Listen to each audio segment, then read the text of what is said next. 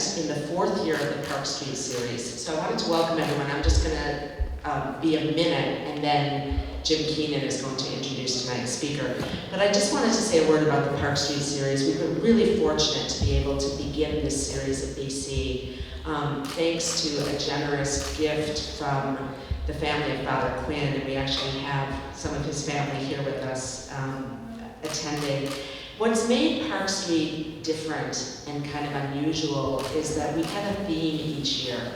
And we've tried to cluster together ideas around health, humanity, and ethics with a sort of central question. And this year's theme, difficult choices, I think you'll agree with me, is very well introduced by tonight's speaker. You'll hear more about that from Jim. So the Park Street series is directed by 3 of us now. I'm Amy Boski. I'm in the English department, and I also direct a minor in medical humanities here at BC. My colleague Jim Keenan, who you'll hear from in a moment, and Summer Hawkins, who is in the School for Social Work and also part of our new program in Global Public Health.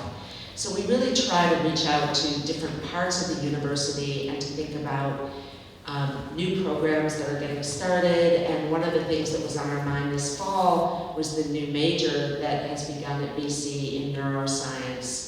So we thought that this was an especially apt way to begin to think about how we make choices, how we confront difficult choices. And we hope you'll be with us throughout the year as we continue the conversation. Just a few words about logistics. Following Dr. Marsh's talk, there are books available outside in the rotunda, and after Q&A, you can go outside and purchase a book, and Dr. Marsh has agreed that she'll sign them right here, so at the end of Q&A, that will be available to you.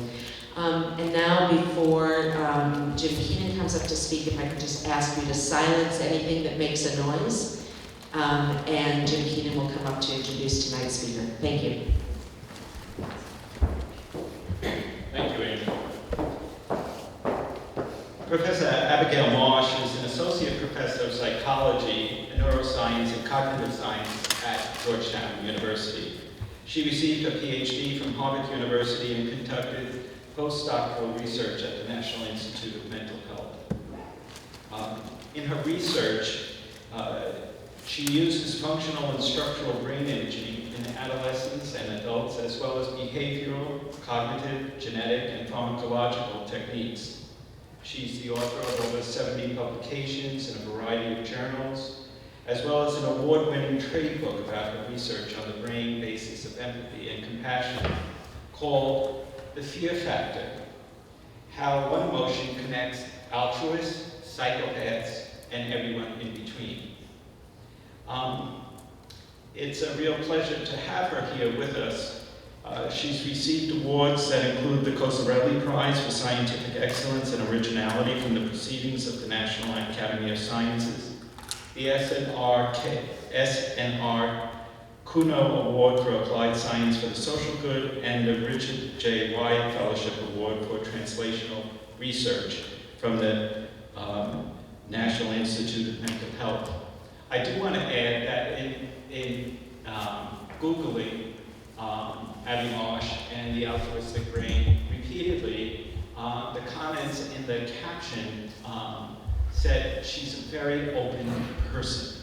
This repeated itself often, and I don't remember ever an academic having the attribute of being a very open person as something so salient that it's repeatedly mentioned. Welcome.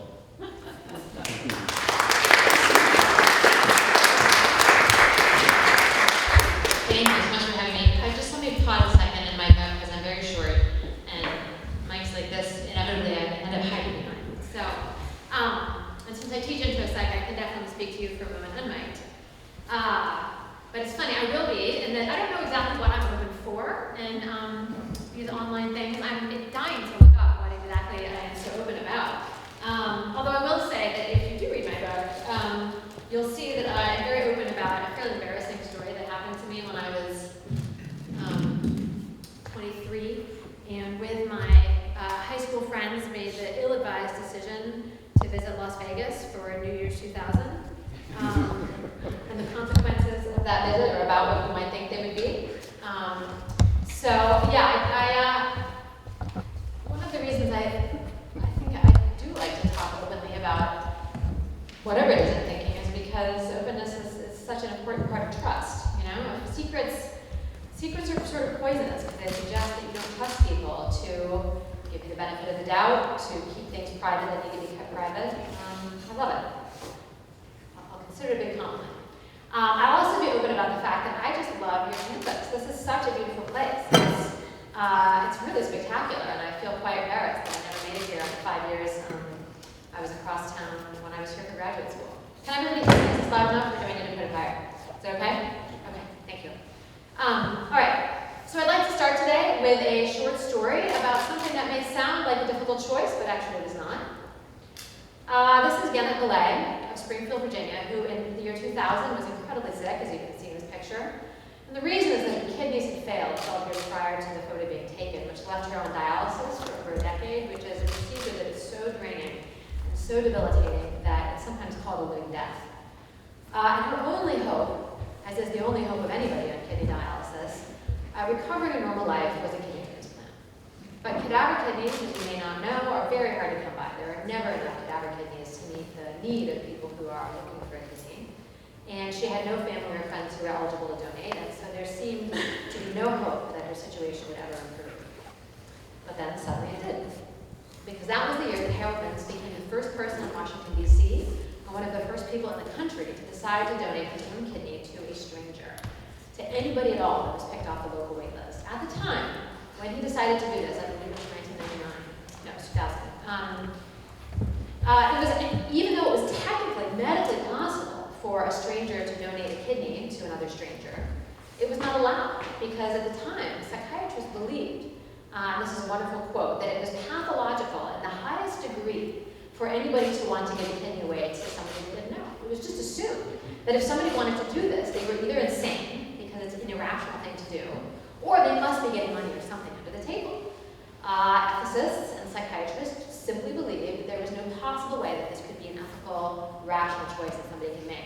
But Harold, because again, he was one of the first altruistic, non-directed kidney donors in the country,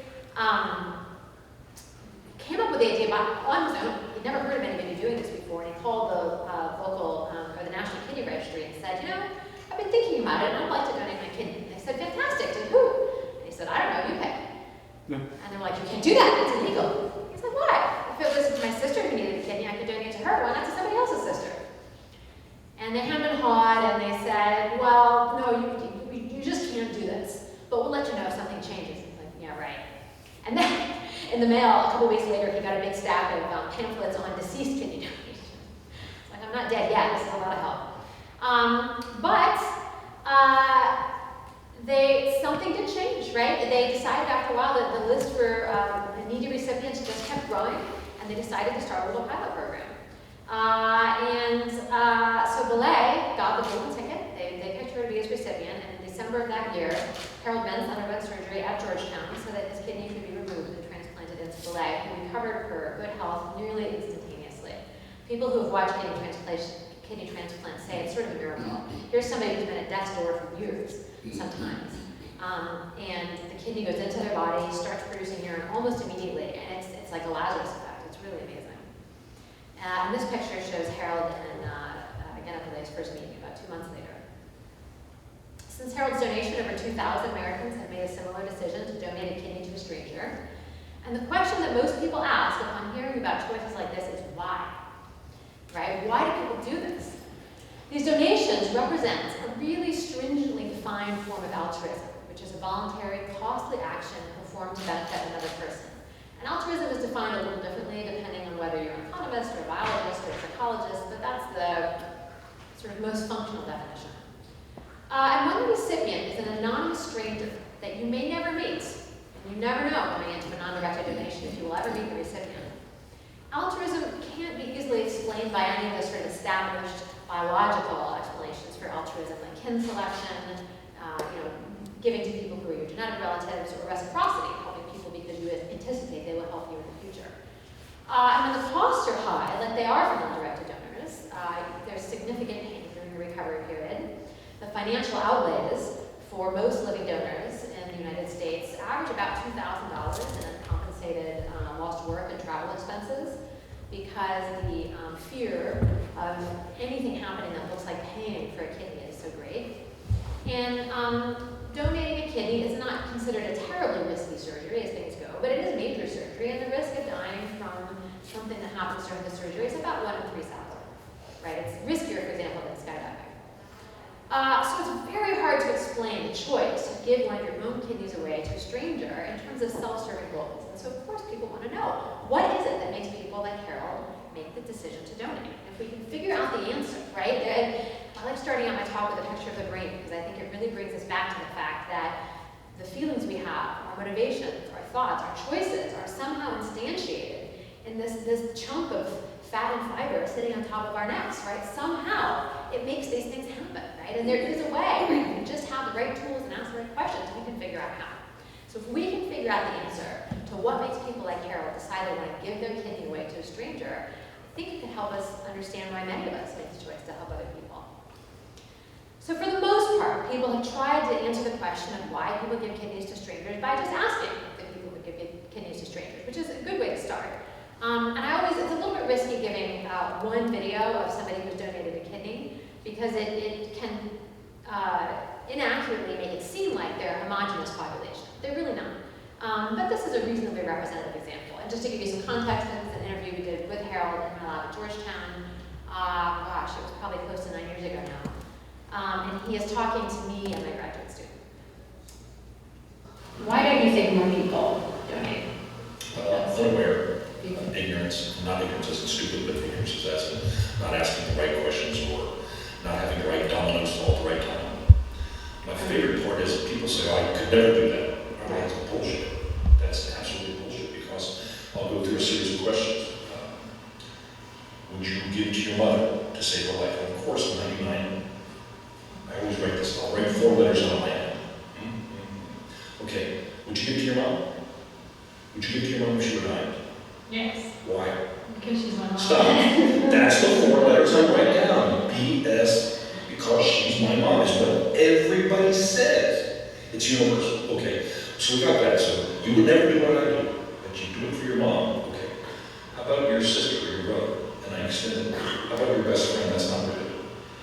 How about your teacher or your boss? She's not even looking. She can't see you. If she was going to die next week, and you're the only person, don't say it out loud because you do something.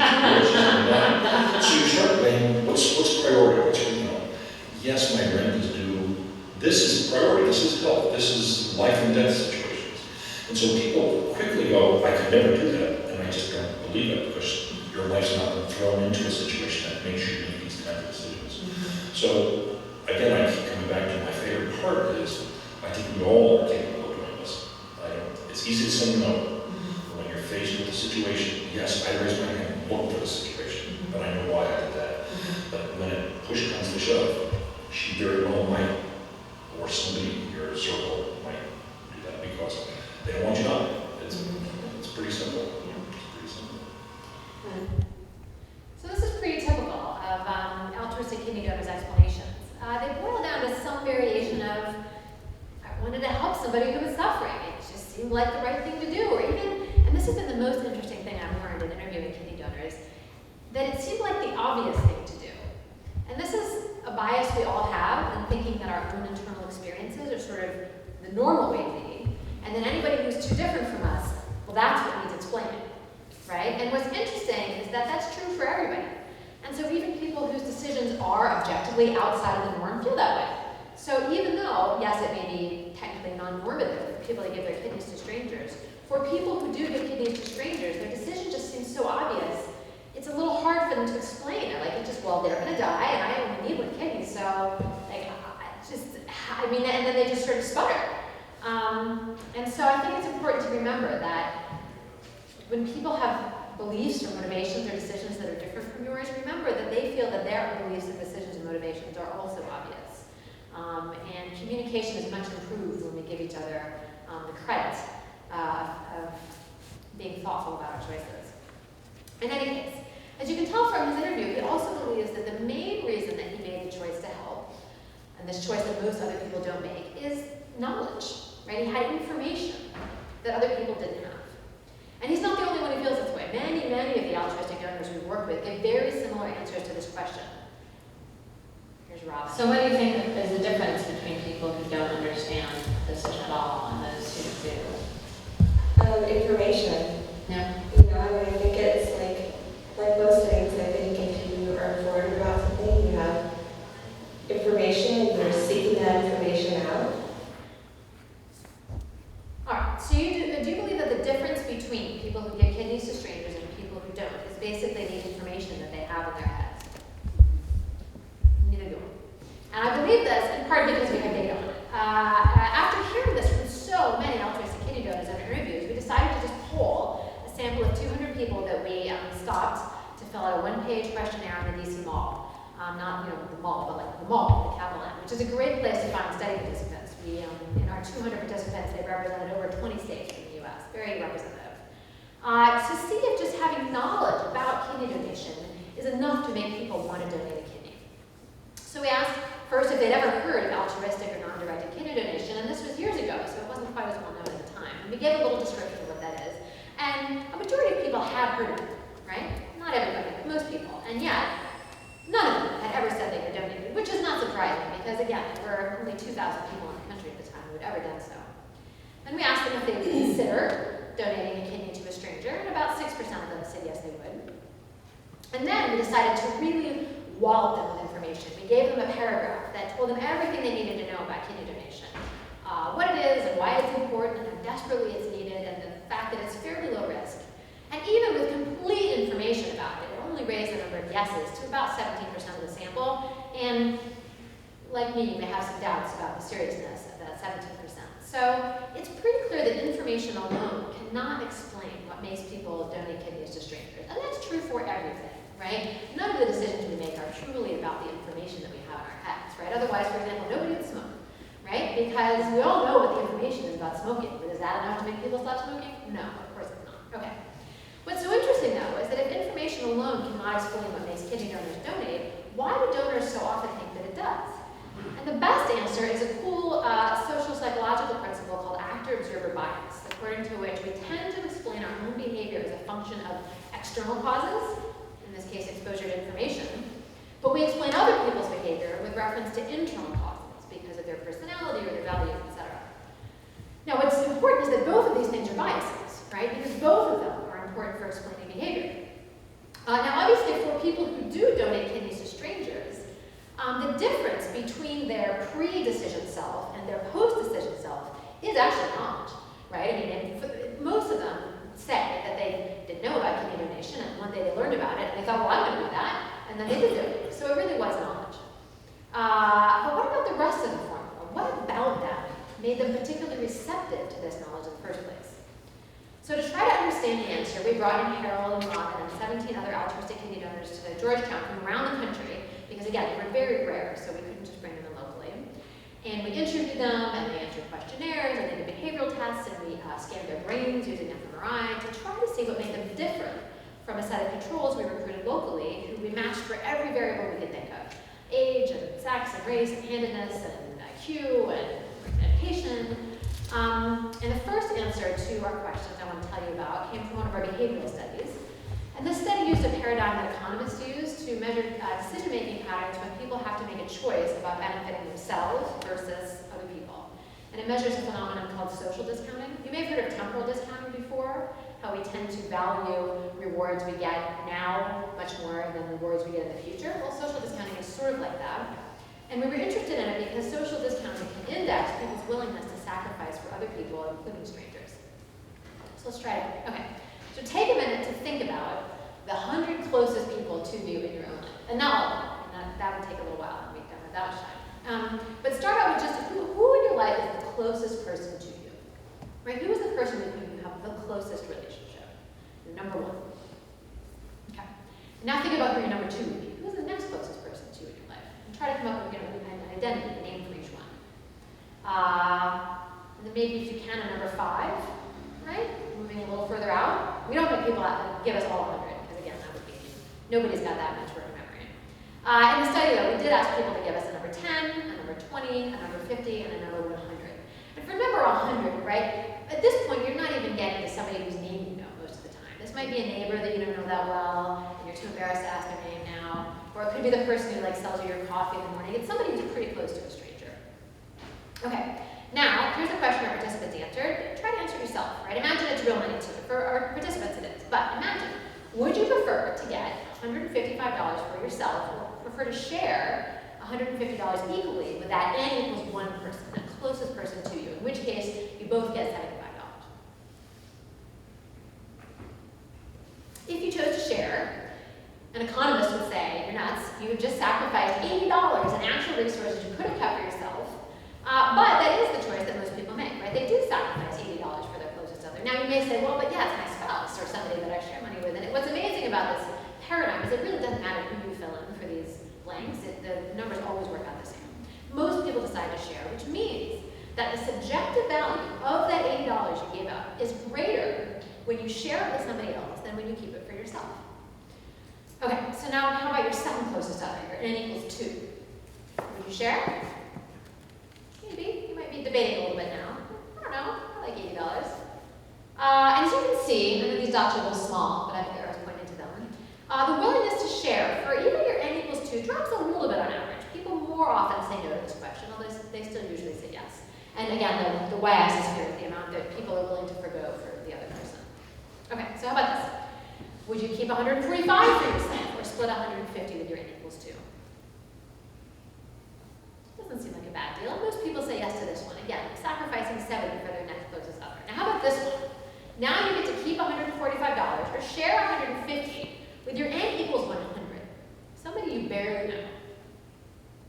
You're like, I don't know about that. By the time you get all the way out to n equals 100, a near stranger, people are usually only willing to sacrifice $10 or $20 so that person can get 75. Not nothing, but they're just not, those resources don't have the same value when they're shared with somebody who's not close to them, right? This is not that surprising. When we ran the study in a group of our controls from the DC area, about 40 people, we got an almost identical pattern to what's been shown in dozens of prior studies. This is one of the more reliable findings in sort of economics and psychology where they meet. You always get this curve. It's a very reliable pattern. Then we ran a group of 21 altruistic kidney donors for the study. And remember, this is a group of people who have given a kidney away to a stranger, meaning that for them, the subjective value of that lost kidney must be greater when it is shared than when it's kept for the self. And obviously, money is not a kidney, I know that. But they both do have quantifiable value. So the question was, does this choice that kidney donors make reflect the idea that they do not discount the value of distant strangers' welfare as much as the average person? And you can see that the answer is clearly yes. This is the single strongest effect in any of our studies. The altruists that we tested value the welfare of an n equals 100, of a near stranger, as much as the average person values the welfare of somebody who's an n equals 20, right, a friend. And they value the welfare of their n equals 50, who's a distant acquaintance, as much as the average person values their n equals 10. So they're discounting the welfare of strangers by less than half. And the differences in social discounting between the altruists and the controls mediates the group differences that we observed in self-reported care for other people, how much you care about others, which suggests that reduced discounting, not caring less about people far from you, could be a mechanism by which altruists expand care outwards towards people that they don't know very well. And what's neat is that these patterns don't only apply to kidney donors. We've recently been assessing discounting in a much wider array of altruistic populations, including liver donors.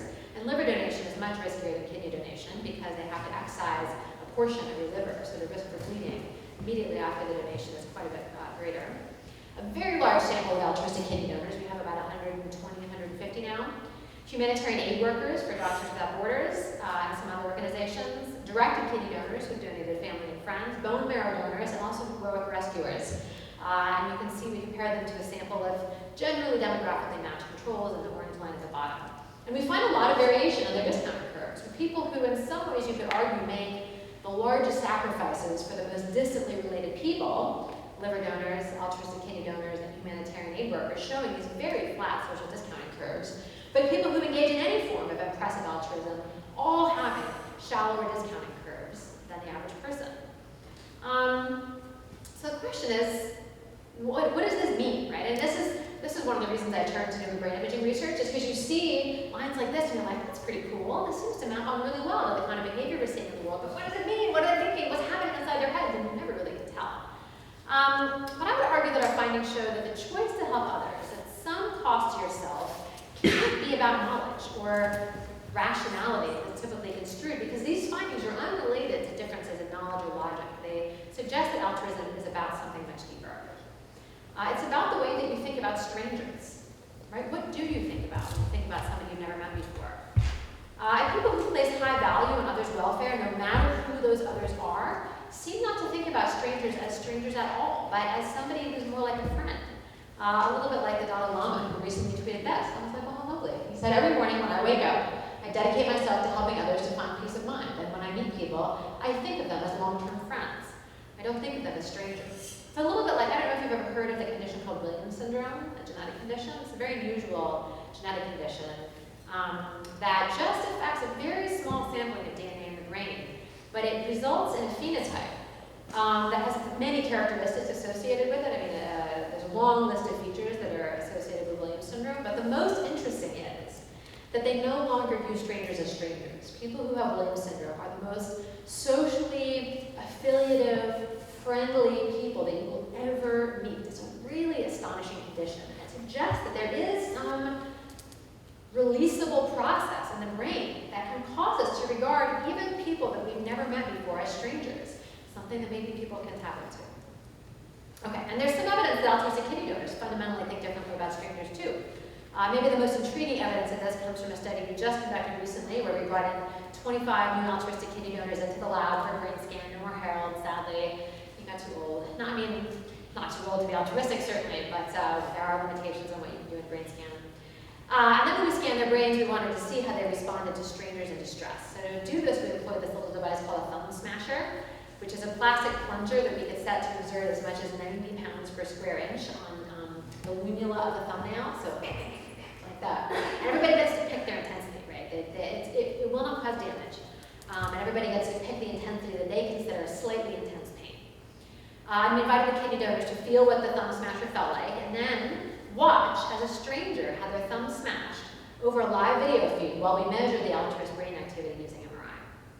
And then in another scanning run, we measured the altruist's own brain activity again as they had their own thumbnail smashed in a setting again that they previously told us felt like slightly intense pain. I felt a little bit guilty about running the study because after working with altruistic kidney donors for so long, I realized that they will do anything I ask them to do. They are the most, for any of you who ever run studies with human subjects before, it is heaven working with altruistic kidney donors. They are the nicest people and so helpful and so lovely. So I really thought for a while about whether I was willing to ask them to do this because I knew they wouldn't say no. But this is a standard way of measuring pain responses in studies. So this wasn't anything really extreme, although it may sound a little bit. Okay. And I did do it on myself too. I would never run a study using any technique I wouldn't apply to my own body. Okay. So previous studies have found that when people see people that they love and feel close to in pain, they show very similar patterns of brain activity, both when they experience the pain and when they see somebody that they love experiencing pain. Right? I mean, that's profound, right? Your brain represents pain that you are experiencing in certain regions the same way as it represents pain that people that you love are experiencing. You're literally feeling another person's pain at a very deep level. It is the deepest form of empathy in some ways. It's sort of literal self-other mapping. But typically people don't really show this pattern for strangers, or very weakly. So our first analysis of the data involved a conservative conjunction null analysis run by my student Kristen Horwitz. And these analyses compare maps of brain activation, both when people experience pain and when they're watching someone else experience pain. And so the regions you see that are active are those regions that we find significant activation in both trial types, right? The same regions are doing something. And so here you can see that our controls showed hypothesized conjunctions for both experienced and empathic pain in regions like the anterior insula, which we know is involved in empathy. But by comparison, you can see that the conjunction for the altruists in both types of trials was much more extensive. And it included these really key regions called the insula and the anterior cingulate cortex, which we know play a major role in empathy for pain, which suggests that they show more robust, spontaneous, empathic mapping of other people's pain. I'm not showing this here, but they also showed this for conditions where people were experiencing fear. So before the pain happened, we got a little cue saying, okay, the pain might be coming now. And during that epoch, we also measured the brain activity. And the anticipation of something painful is just fear. And we saw this exact same pattern for both pain and fear conditions. So again, the altruists are representing their own pain and fear, and a stranger's pain and fear very similarly in the brain, in these regions that we know are involved in empathizing. So they really do, feel the pain of strangers in a sense. And here's just a nice correlation map. The altruists are represented in blue. You can see that whatever these regions in the brain were doing when they were experiencing pain was strongly correlated to what they were doing when the other person was experiencing pain, whereas for the controls in gray, not much of anything. And the degree to which the altruists empathized with a stranger's pain corresponded to their scores on a scale called the inclusion of others in the self scale. It's very simple. We show you a series of circles that are either separate from one another or overlapping to various degrees. And we ask, which set of circles represents how you feel about various other people, from close others to strangers? And it seems to measure feelings of connectedness to other people. And altruists' representation of how connected they feel to strangers in general, and also to their study partner in particular, was the best predictor of how empathic their brain was, right? It's this sense that they're connected, not just to people they know well, but even to people they've never met before. So it suggests that not only are altruists more empathic, which they do seem to be, but they view even strangers as viable targets of empathy, though they're somebody close to them. And these are, maps of brain activation showing this to be true on a really granular level. So the very specific patterns of activity that are happening, voxel by voxel in the brain, match up really closely when altruists feel pain and see another person in pain. And they really just don't look that similar for control. So again, whatever is happening in your brain when you're computing the motivational and affective features of pain that you experience, in altruists, they're doing something very similar. They're connecting with the pain of strangers, representing their suffering more as if it were their own, which maybe can explain why they're more motivated to alleviate, just like you're motivated to alleviate your own pain. And of course, the next question is why they are this way, right? What is the reason that they're so responsive to the pain and suffering of strangers? So in other words, where does variation in the capacity for empathy come from? And before I jump into this, I want to quickly summarize the theory about the relationship between empathy and altruism, which can be the source of some confusion. So empathy, as I've been talking about, is resonance with the emotions of other people, right? You're just correctly perceiving and representing when somebody else is experiencing pain and distress. And this thought is typically believed to lead to a state I call care. Sometimes it's also called concern or compassion or sympathy. I don't think those are very different phenomena at all. Some people will argue that they are. I think that's just semantics. But care, or sympathy, is the motivation to alleviate that person's distress, which is different from empathy. You can experience empathy, understand that somebody's in pain, but not be motivated to alleviate it. So they're related with the state. And then that motivational state may lead to altruism, which is the motivation to help, right? And altruism, importantly, can be motivated by other processes too, but this is one important pathway. Okay.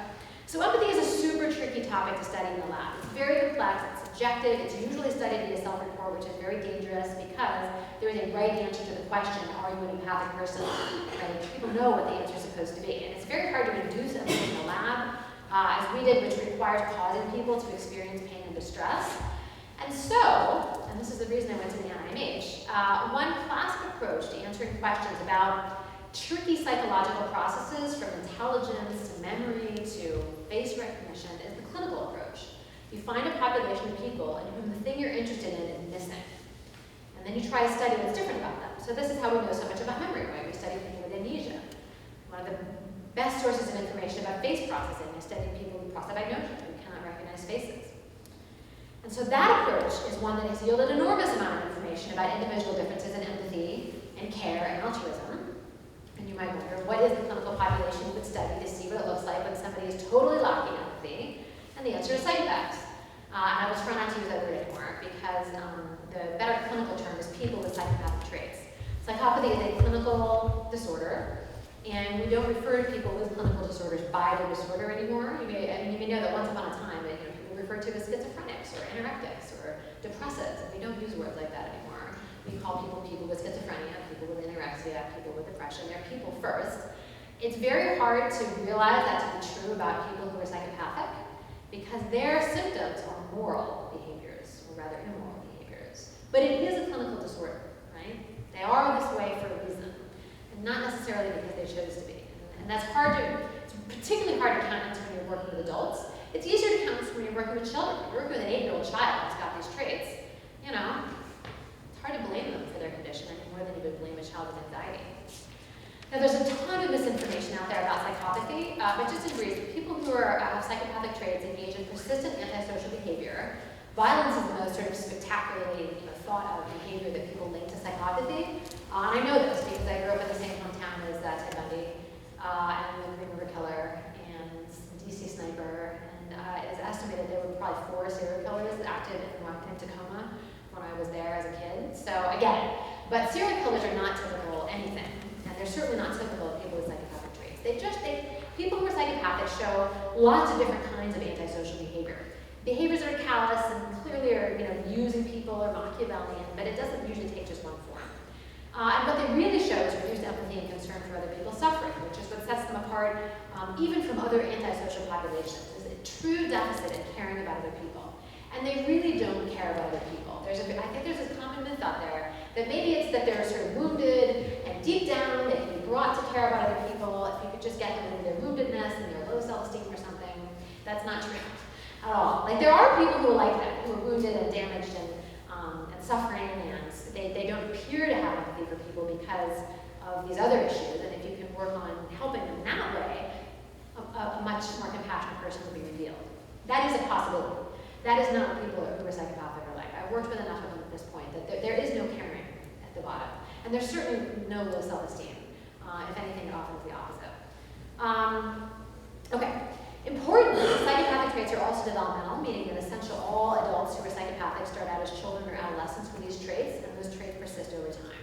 Not with 100% fidelity, but with pretty high fidelity.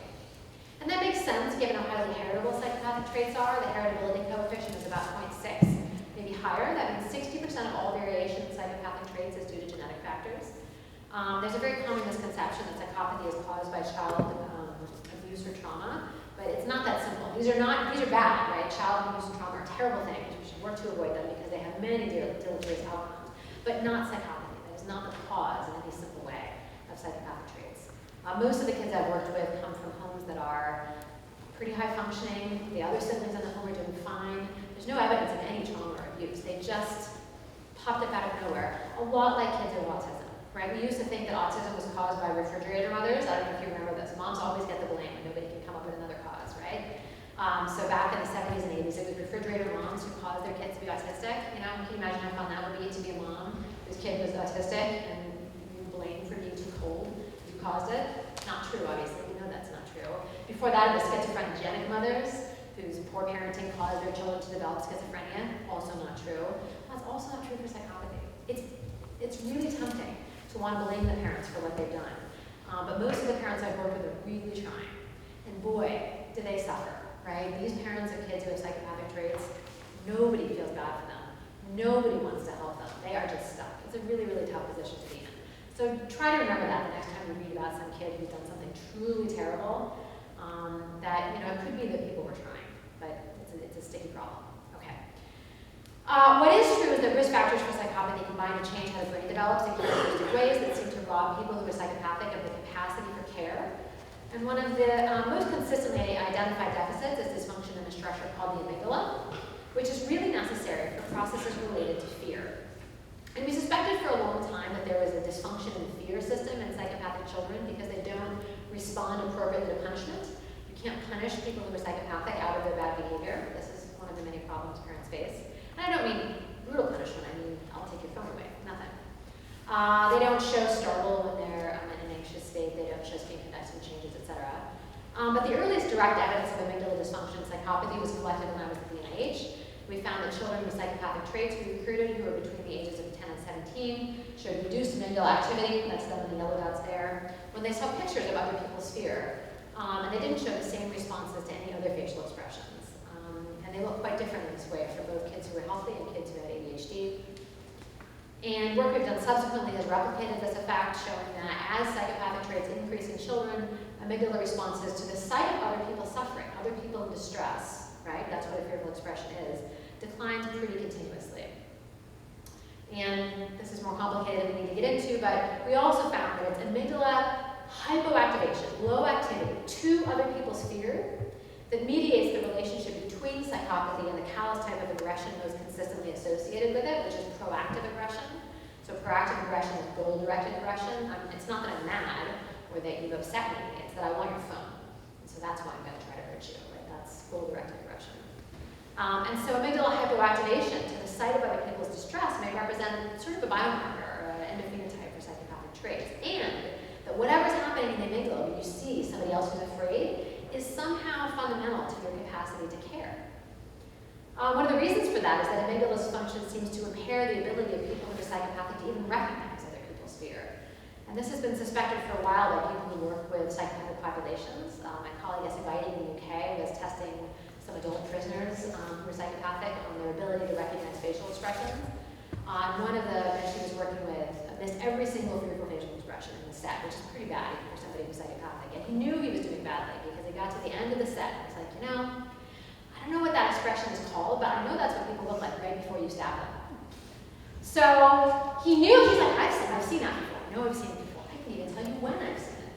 I've seen it in situations where people believe something terrible is about to happen to them. But what would you call that feeling? I don't know. They're literally drawing a blank. And that obviously is just an anecdote, but data from lots of studies now supports the idea that people who are psychopathic are selectively impaired in even being able to recognize when somebody else is afraid. And if you can't recognize when somebody's afraid, why would you care about causing that emotion to people? Why would you be motivated to alleviate it? And the fact is that they're not. And these problems probably spring from gross anatomical abnormalities in the amygdala. You can see here that in a group of 80 teenagers that we scanned, those with the highest levels of psychopathy at the bottom there had amygdalas that were up to 30% smaller than kids with the lowest levels of psychopathy. And obviously the reason we call these variations of the psychopathic brain abnormalities is because by definition they're not normal. They're rare in the general population. Studies that have tested adults using psychopathy screening instruments find that psychopathic traits are continuously but not normally distributed in the general population. You see this funny half normal distribution. So that most of the population, maybe 70%, has no detectable psychopathic traits at all. They're not at all callous, they're not at all Machiavellian, and this little tiny fraction, maybe 1%. It's 1% in the UK, it's 2% in the US, for reasons I won't speculate on, but in any case, fully meets the criteria for being psychopathic. So what does this mean? First of all, it means that 70% of our population is not at all psychopathic, they're not at all Machiavellian or callous, which means, and I think this is maybe the most important message from this, it's one of the reasons that working with psychopathic populations makes you strangely optimistic. This means that the majority of people has to have the capacity to genuinely care about other people's welfare because they are not psychopathic. Right? We wouldn't have such a thing as psychopathy if humans were fundamentally selfish at their core.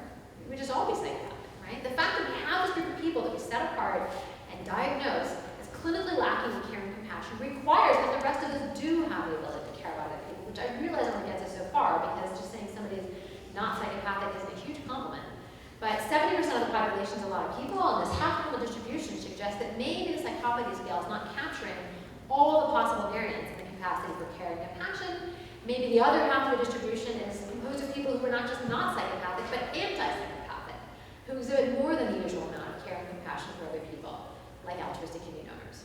So that's what we wanted to see, is that the reason that people who are altruistic kidney donors have more than the usual amount of compassion is that somehow they're built to be kind of anti-psychopathic. So we ran a brain scan directly replicating the task we used to show reduced amygdala activity in psychopathic kids. And in contrast to them, we found altruists show increased activity in the right amygdala compared to controls. Again, it's specific to fear, just other people's distress that they respond differently to. We didn't see any similar pattern in response to anger. We found that this enhanced activation supports better recognition of fear. So outside the scanner, we had them recognize facial expressions, and the altruists improved amygdala activation supported their better ability to recognize when other people were afraid. And overall, they were better at recognizing fear than the controllers were. Whereas again, the same was not true for anger. They're not empathic overall. They don't read people generally better, which is actually really important because it turns out that being very sensitive to other people's anger is not a good thing. You want to kind of have rose-colored glasses when it turns out, when it comes to measuring whether people are mad. There's something called the hostile attribution bias. If you're very sensitive to signs of anger in other people, anger is one of those upward spiraling things. You tend to react hostilely to people that you think are hostile. And so being relatively insensitive to other people's anger, low empathy for anger, tends to be a good thing. In fact, altruistic behaviors are relatively insensitive to anger. But they're very sensitive to this expression that elicits care and concern in those people. And finally, we saw that just as the deficits we saw in psychopathy reflect anatomical differences, the same was true for the altruists, whose amygdalas were 8% bigger than that of controls, which was true even after we controlled for the fact that they also have bigger brains than controls, which we did not hypothesize. I don't know what it means. But even controlling for that, they have bigger amygdalas.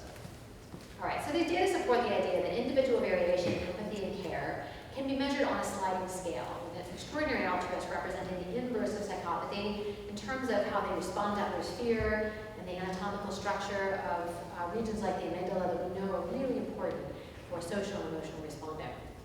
With altruist decisions to help other people, apparently supported by their heightened empathic reactions to other people's distress.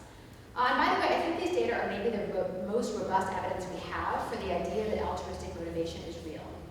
Right? And I get questioned on this a lot, mostly by economists, but by people in general, right? People that want to believe that, maybe, not everybody, there's a small fraction of people I know who are like, I think they did it for the attention. I think they did it because they wanted to feel better about themselves, not because they just simply wanted to help somebody.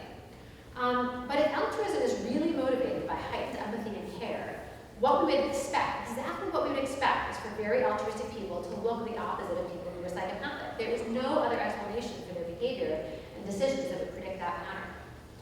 And what the data also suggests is this sort of radical but clearly true idea that there is no one human nature. And I think this is the most important thing to remember when you look around at tragedies in the world today.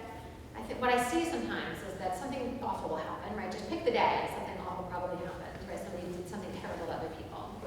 And you see that happened, and I see the response that people have sometimes is, oh, people are so awful, right? Human beings are awful. Humanity is terrible, right? And if you believe that all human nature is the same, that is the correct conclusion to draw, because then you would have to believe that any of us is capable of that. But what I want to tell you is that's clearly not true. Human nature is not all the same. People differ. They really do differ in their capacity for care and compassion. So when people do things that are really terrible, it says a lot about that person, but it does not say a lot about what people are like. And I hope that you remember that after this evening. Finally, these data support the idea that just as there's a neurobiological basis for the dysfunction we see in psychopathy, there's also a neurobiological basis for extraordinary altruism. The choice to help is not like a supernatural phenomenon. It's deeply natural.